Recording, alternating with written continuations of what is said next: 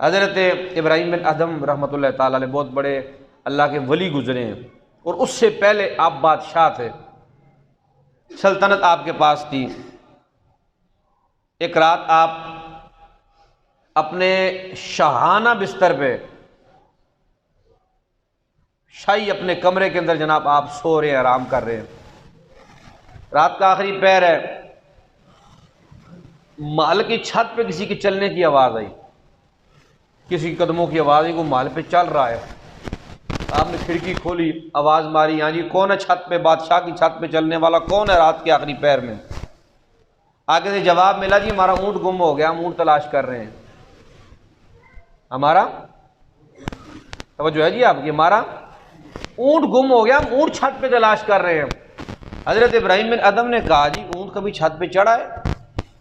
اونٹ کا چھت پہ کیا کام ہے؟ اونٹ تلاش کرنا ہے، صحراؤں میں جا کے تلاش کرو، جنگلوں میں جا کے تلاش کرو، چھت پہ اونٹ کا کیا کام ہے؟ اور کبھی چھت پہ بھی اونٹ ملے ہیں تو آگے چھت پہ چلنے والے کوئی انسان عام لوگ نہیں تھے، اللہ کے فرشتے تھے۔ حضرت ابراہیم کی کایا پلٹنے آئے تھے۔ جب آپ نے اتنا کہا نا جی چھت پہ کبھی اونٹ ملے ہیں، اونٹ کا چھت پہ کیا کام ہے؟ چھت پہ اونٹ مل سکتے ہیں؟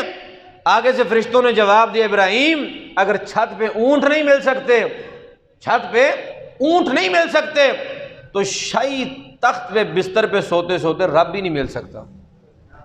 اتنا جملہ کہنا تھا، آپ کے دل پہ بات اثر کر گئی، دل پہ جا کے چوٹ لگی۔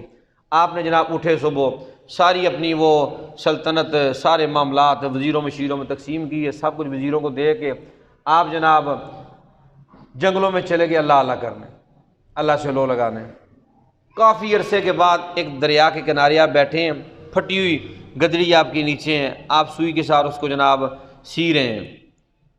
کسی دور میں جو آپ کا وزیر تھا آپ کے پاس سے گزرا، اس نے دیکھا جی بڑی خستہ حالت ہے آپ کی، اس نے کہا حضور یہ کیا حالت بنا رکھی ہے آپ نے؟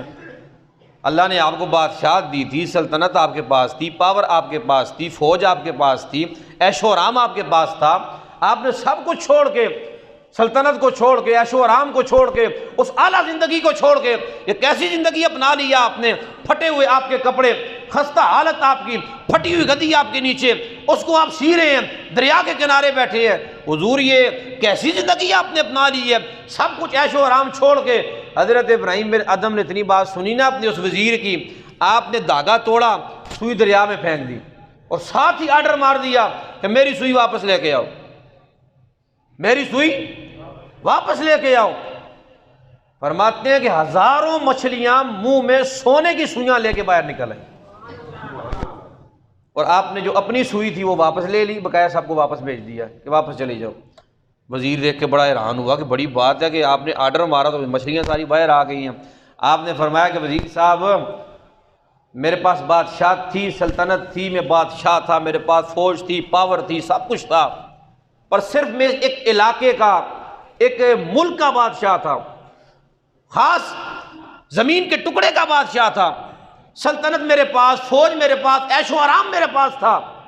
فرمایا کہ تب صرف میں لوگوں پہ بادشاہت کیا کرتا تھا، اب میں نے سب کو چھوڑ چھاڑ کے رب سے لو لگائی ہے، اللہ اللہ کرنا شروع کیا ہے، اللہ کو ڈھونڈنا شروع کیا ہے، اللہ سے لو لگا لی ہے۔ فرمایا اب رب نے مجھے ہر شے میں بادشاہت عطا فرما دی ہے۔